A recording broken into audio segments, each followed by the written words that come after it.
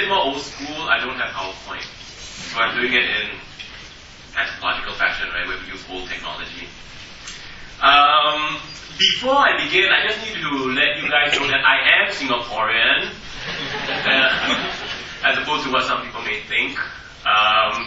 And what I'm going to talk about is the cultural value of cemetery, right? And what does it mean to a nation in search of identity, right? So latching on from the historical background that Raymond provided for us and moving on into looking at it in terms of nation building and this idea of what identity really means for us, right? So, two-pronged. Number one, what is the cultural value of Bukit Brown Cemetery? I think much of it has already been said in the slides, right? You saw the aesthetic values, the historical value, right? So let me just add on a little bit to that. And what are the future prospects for Bukit Brown Cemetery? And this is where I'm just throwing out an idea which I have in my head. The Straits Times report a few years back on the destruction of Bidadari, if you guys remember Bidadari Cemetery, right? Which is now just an open space. And the Teochew Cemetery in Woodlands, I think it was last year, the year before, got me thinking about the role of cemeteries in nation building, right? I'm an anthropologist, so I study culture, and I like to find out about the way people live their lives and what places mean to people. So destroying cemeteries, I feel, right, destroying cemeteries in the name of national progress and development and modernity reflect the skewed perspective on what national identity really means, especially for a new nation such as Singapore that seem to lack a cultural balance, that are constantly trying to find an identity for themselves, right? So Bukit Brown's destruction, if it happens, right, if the road is built and the cemetery is destroyed, Bukit Brown's destruction, simply put, will result in the eradication of one of the fundamental roots upon which Singapore's national identity rests. And this root that I'm talking about is what Raymond just showed you in his presentation, right? That of a link to the past. Bukit Brown Cemetery contains thousands of graves of both elite, as we saw in the list, and, for the most part, of everyday men and women. People whose names we forget. People whose lives are just ordinary, mundane, right? That's the majority, right? Their tombs represent the stories of building up a nation. Now, remember, at the time, there was no nation yet, right? It was a colonial state. But this idea of a sense of home, a sense of belonging to a place, that was Singapore, right? And not of return to a distant homeland, which was China, but of living and existing in Singapore. Theirs is an overlooked aspect of the nation's social history, missed out in school textbooks and national myths. We never hear the story of Bukit Brown in the National Day Parade, right? Every year when we have this big hoo-ha, Sang-Nila Utama coming to Singapore and all that. The lives of the people that live in Singapore, the everyday man and woman, sort of gets bypassed in this story, right? The issues at stake here are thus not confined to the Chinese community. I mean, these are larger issues, right? Which is one of the reasons why I'm also in this project. It's not confined to the Chinese community or to a handful of heritage buffs, as I've been accused of being, but to every Singaporean, okay? It is about the state of the past in the present and about who owns this past and how one manages it. Cemeteries are places where the living and the dead meet, and I think this is very clearly shown in Raymond's presentation towards the end, with the polo club people and the tombs being covered with the paper offerings, doing tingling and all that, right? They are living spaces, hence the name of our symposium today. They are sites of rituals, movement, reflections, emotions. They are physical reminders of a society's rootedness in the present. Tombstones with their intricate designs and sculptures, positions, inscriptions. These are the testimonies of fundamental ideals upon which the nation, or upon which nations, I speak in a generic sense, upon which nations are built. That is kinship, beliefs, and belonging. Right? And all this is found in the cemetery. Right? These are ideas, but they get manifest in the actions of people as they circumvent this cemetery, as they move there, as they take part in rituals, as they walk through the space.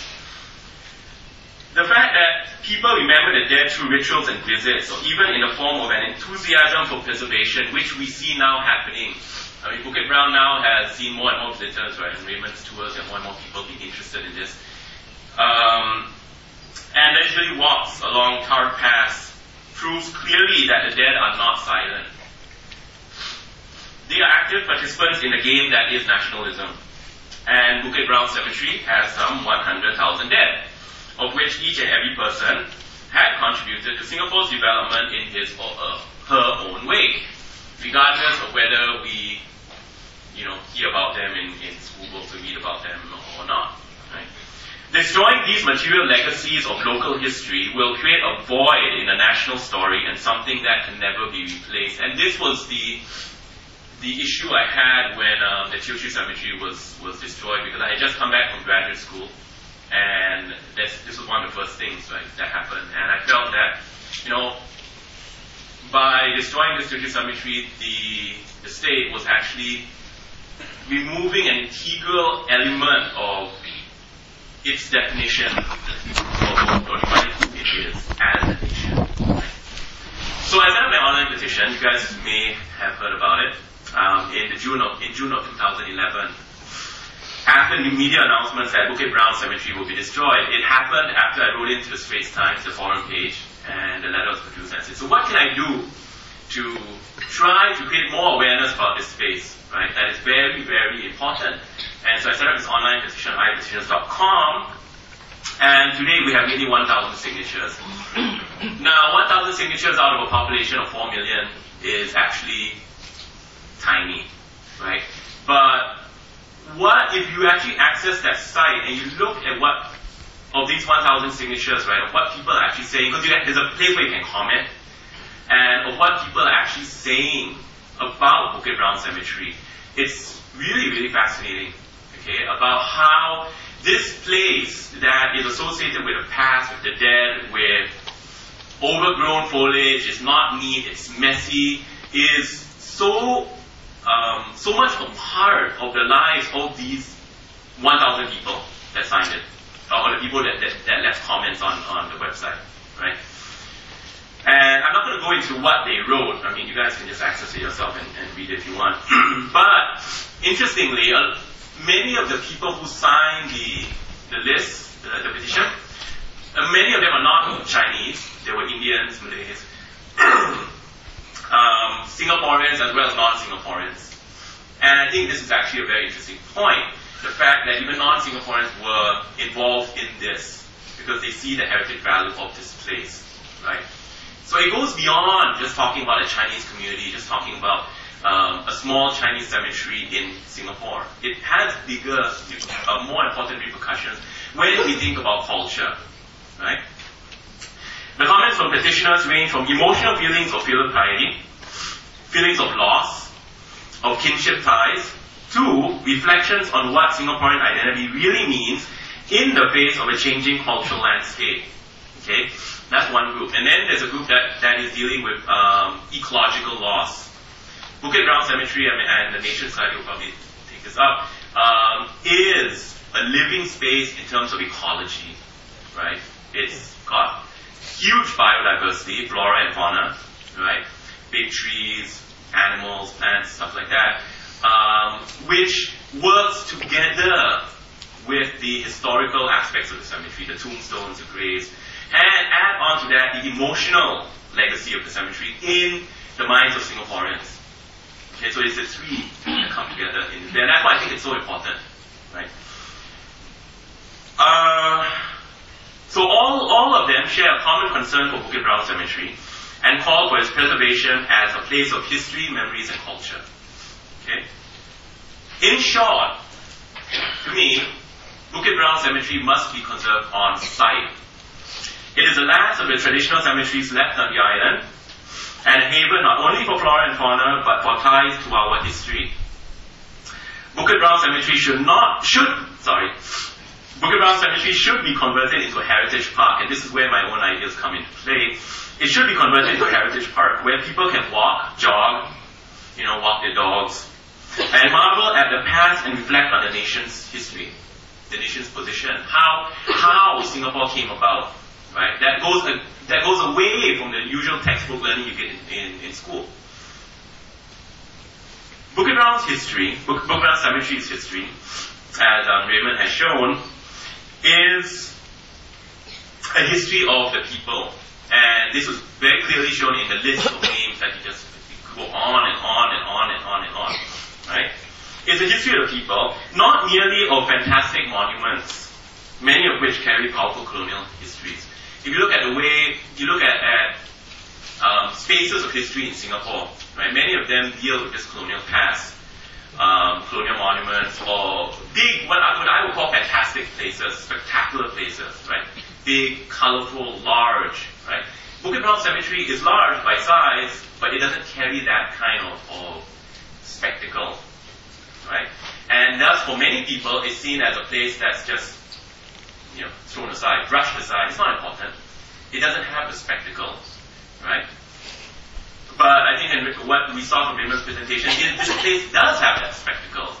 We have 100,000 people there, right? Very intricate tombstones. It talks about relations between Singapore and China, Singapore and the rest of the world. It's talking about globalization in an age before we even use the word globalization, right? So one of the things that got me thinking about this idea of a heritage park was because when I went to school in Boston, there was Boston has this heritage trail around the city, and you take a map, right? You can follow the yellow line, and you can stop along the way, and you go to different places, churches, places of historical significance, and cemeteries are an important part of this.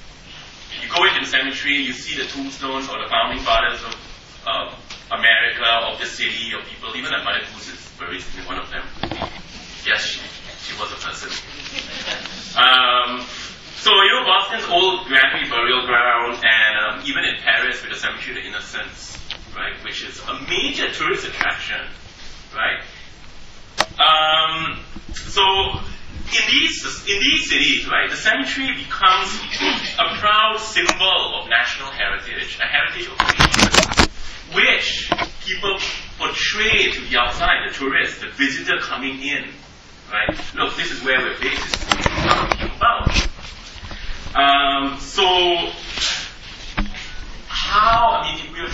if Bukit Brown is to develop a heritage park, we have to be, flushed out and stuff, but it's one possibility that I have, in which tourists and locals can learn about the past and marvel at ecology at the same time, bringing both together, right? A heritage park will allow Bukit Brown Cemetery to be appreciated by a variety of people, okay? Not just heritage buffs, as I've been labeled. Students, artists, fitness enthusiasts, nature walkers, families, tourists, the variety of people, right?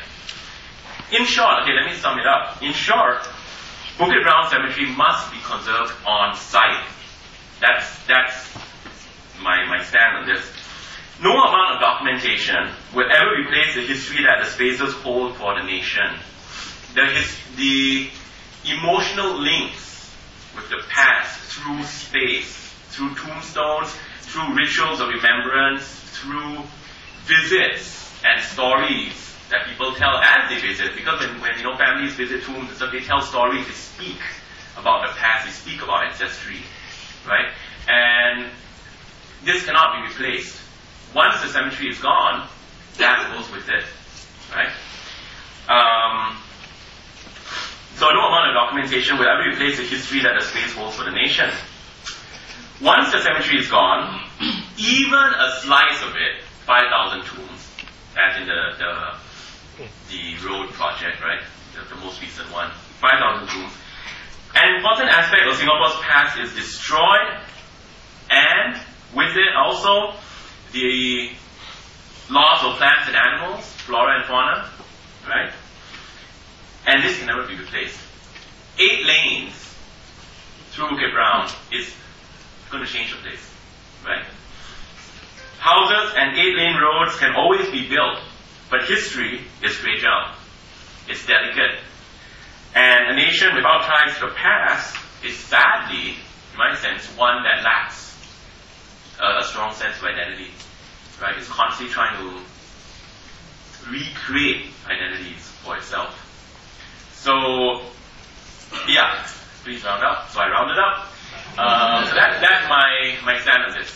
Okay, thank you very much.